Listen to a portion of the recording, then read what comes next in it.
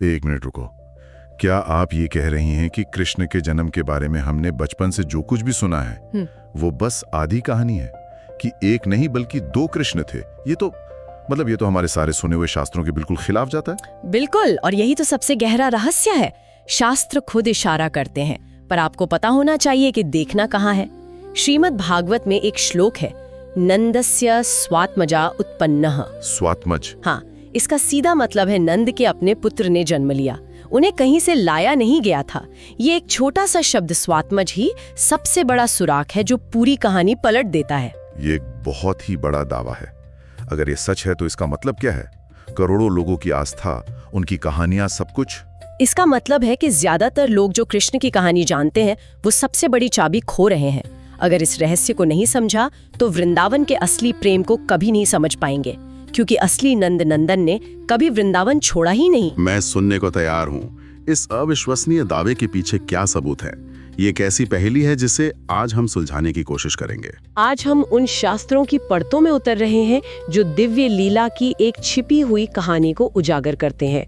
हम राधा के असली स्वरूप, कृष्ण के जन्म के इस दोहरे रहस्य और भक्ति के उस स्तर की बात करेंगे जो आमतौर पर लोगों को पता नहीं है। और अंत में वो सबसे बड़ा खुलासा कि असली शक्ति किसके पास है। बिल्कुल। चलिए, तो फिर इस दो कृष्ण वाली थ्योरी को ही सबसे पहले खंगालते हैं, इसे स्टेप बाय स्टेप समझते हैं। तो शास्त्र कहते हैं कि दो लीलाएं एक ही समय पर हो रही थी। हाँ, एक साथ। एक कृष्ण देवकी और वासुदेव के यहाँ मथुरा की जेल में प्रकट हुए, और ठीक उसी समय गोकुल में यशोदा मैया ने भी एक लाला और एक लाली यानी योग माया को जन्म दिया। ये सही है। हाँ, और यही सबसे महत्वपूर्ण बिंदु है। गोपाल चंपू जैसे ग्रंथ, जिन्हें गौड़ीय वैष्णव परंपरा के बड़े आचार्यों ने लिखा है, इसका विस्तार से वर्णन करते हैं। जब वासुदेव अपने पुत्र को लेकर नंद भवन पहुंचे तो योग माया, जो भगवान की ही एक दिव्य शक्ति है, उनके प्रभाव से एक चमत्कार हुआ। क्या हुआ? जो नंद बाबा के अपने पुत्र थे और जो वासुदेव के पुत्र थे, वे दोनों एक हो गए, एक दूसरे में विलीन हो गए। एक हो गए? हाँ, वासुदेव को सिर्फ लाली ही दिखाई दी, जिन्हें वे लेकर वापस मथुरा चले गए। लेकिन एक मिनट, अगर ऐसा है तो गोपियों के विरह और दुख का क्या? उद्धव का वृंदावन आना, भ्रमर गीत की वो पूरी कथा जिसमें गोपियों का दर्द फूट फूट कर निकलता है, वो तो बहुत असली लगता है। ऐसा लगता है जैसे कृष्ण सच में चले गए थे। क्या आप कह रही हैं कि उनका वो दर्द, वो तड़प असली नहीं थी? नहीं, उनका दर्द 100% असली था। लेकिन यहीं पर योग माया की शक्ति को समझना होगा। गौड़ी आचार्यों की टीकाएं इसे स्पष्ट करती हैं। इसे ऐसे समझिए जैसे आप कोई सपने देख रहे हो। अच्छा। और सपने में आप सालों की जिंदगी जी लेते हैं, लेकिन असल में सिर्फ कुछ ही मिनट गुजरे होते हैं। हाँ, होता है ऐसा। योग माया ने ठीक वैसा ही किया। उन्होंने सिर्फ 2 दिनों के भीतर 100 साल के विरह का अनुभव करवा दिया। 2 दिन में 100 साल? हाँ, वो अनुभव भावनात्मक रूप से एकदम सच्चा था, पर लौकिक समय के हिसाब से बहुत छोटा। तो ये एक तरह की दिव्य मनोवैज्ञानिक लीला थी। बिल्कुल। असली खेल तो ये था कि जो कृष्ण मथुरा गए वो वासुदेव नंदन का अंश थे। और ब्रज के कृष्ण? ब्रज के ठाकुर नंदनंदन तो वहीं रहे। वो कभी गए ही नहीं। एक कदम भी नहीं।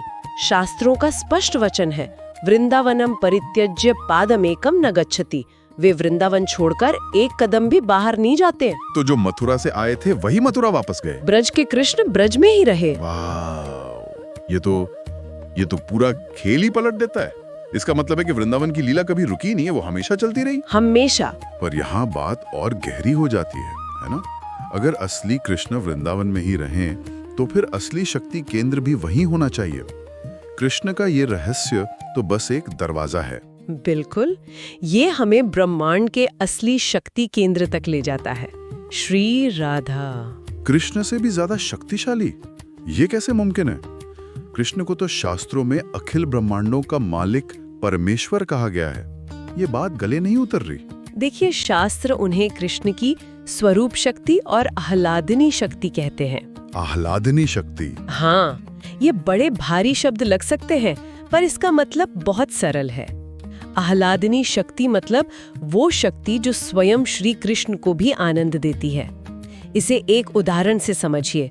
सूरज में रोशनी और गर्मी है ना? हाँ। आप सूरज को उसकी गर्मी से अलग नहीं कर सकते। कृष्ण अगर सूरज हैं, तो राधा उनकी रोशनी और गर्मी है। वो कृष्ण का ही आनंदमय स्वरूप है। अच्छा। कृष्ण उनके द्वारा ही आराध्य बनते हैं, इसीलिए उन्हें राधा कहा जाता है, जो आराधना शब्द से बना है। स्वयं श्री कृष्ण उनकी आराधना में लगे रहते हैं। तो फिर द्वारिका की 16,108 रानियां, रुक्मिणी, सत्यभामा, ये सब कौन है? क्या उनकी कोई अहमियत नहीं? उनकी बहुत अहमियत है, पर शास्त्र कहते हैं कि वे सब उन्हीं यानी श्री राधा की शक्ति का ही विस्तार है। सारे वेदों की ईश्वरी, समस्त देवियों की ईश्वरी, यहाँ तक कि भगवान के भीतर जो क्षमा करने की शक्ति है, वो भी श्री राधा ही है।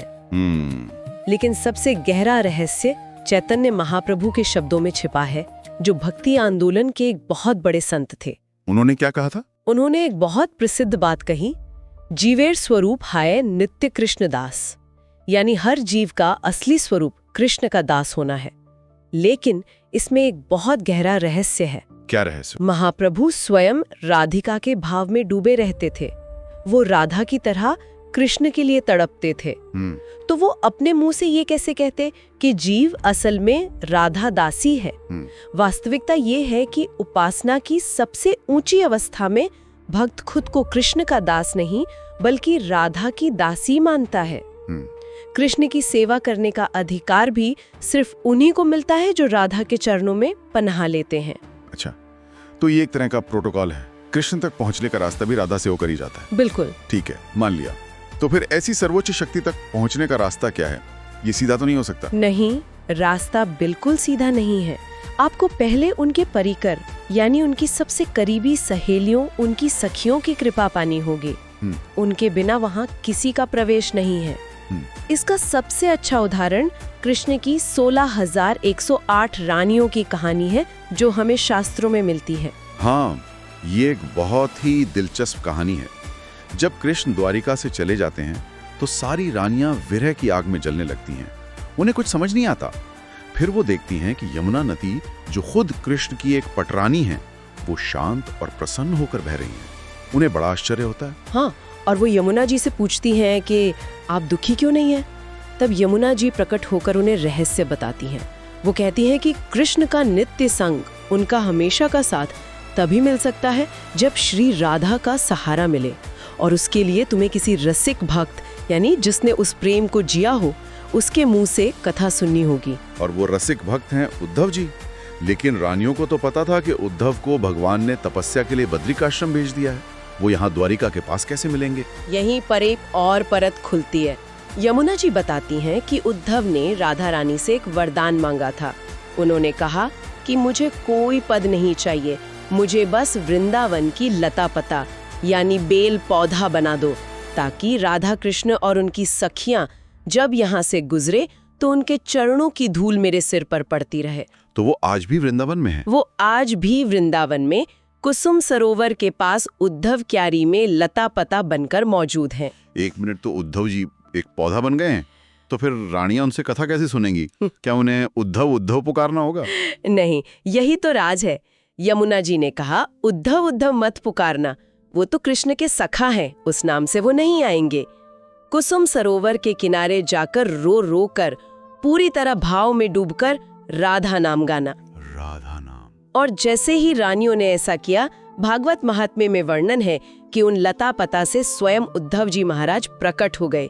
राधा नाम की शक्ति ने उन्हें प्रकट होने पर मजबूर कर दिया। यह अविश्वसनीय है। तो मतलब भक्ति का रास्ता भी नाम की शक्ति से ही खुलता है, और उसमें भी राधा नाम सबसे ऊपर है। पर ये सबको सिर्फ एक बाहरी क्रिया तो नहीं हो सकती है ना? नाम जपना, कथा सुनना, इन सबके पीछे का अंतिम लक्ष्य क्या है? इसका हमारी चेतना पर क्या असर होना चाहिए? बिल्कुल सही सवाल।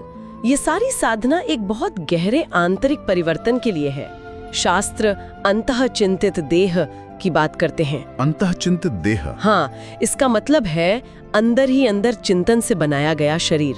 यह वो स्थूल शरीर नहीं है जो हमें माता पिता से मिला। रुकिए, अंतः चिंतित देह, अंदर चिंतन से बनाया गया शरीर, इसका मतलब क्या है? क्या ये कोई आत्मा या सूक्ष्म शरीर जैसी चीज है, या कोई कल्पना है? यह कल्पना से बहुत ज्यादा है। यह एक आंतरिक दिव्य चिंतन से बना हुआ शरीर है, जिसे एक साधक गुरु की कृपा और निरंतर चिंतन से अपने भीतर प्रकट करता है। चिंतन क्या? मैं राधा दासी हूँ, मैं राधा दासी हूँ। इस भाव का लगातार चिंतन करते करते वो साधक अपने भीतर उस दिव्य शरीर को सच में महसूस करने लगता है। ये एक तरह से चेतना का एक नया आयाम बनाने जैसा है। और इस शरीर का स्वरूप कैसा होता है? क्या साधक अपने आप को पुरुष या स्त्री किसी भी रूप में सोच सकता है? नहीं, इसका स्वरूप निश्चित है। यह स्वरूप 11-12 साल की किशोरी का होता है, क्योंकि वहां उस नित्य लीला में राधा जी की सेवा में सब किशोरी ही हैं। साधक अपने मन में उस स्वरूप को गुरुदेव के बताए अनुसार गढ़ता है। उसका अपना निजी सुख, अपनी पहचान सब खत्म हो जाती है। राधा कृष्ण का सुख ही उसका एकमात्र सुख बन जाता है। तो इस सब का लक्ष्य अपनी चेतना को पूरी तरह से बदलकर उस दिव्य कहानी का एक किरदार बन जाना है। अपनी पहचान को इस स्थूल शरीर से हटाकर उस आंतरिक दिव्य स्वरूप में स्थापित करना। जैसे कोई एक्टर अपने किरदार में पूरी तरह डूब जाता है। इससे भी गहरा, एक्टर तो नाटक खत्म होने के बाद वापस अपनी पहचान में आ जाता है। यहाँ लक्ष्य है अपनी पुरानी पहचान को हमेशा के लिए उस दिव्य पहचान में विलीन कर देना, उस नित्य लीला में प्रवेश करना, जहाँ प्रिय प्रियतम यानी राधा कृष्ण का एकमात्र उद्देश्य एक दूसरे को सुख देना है।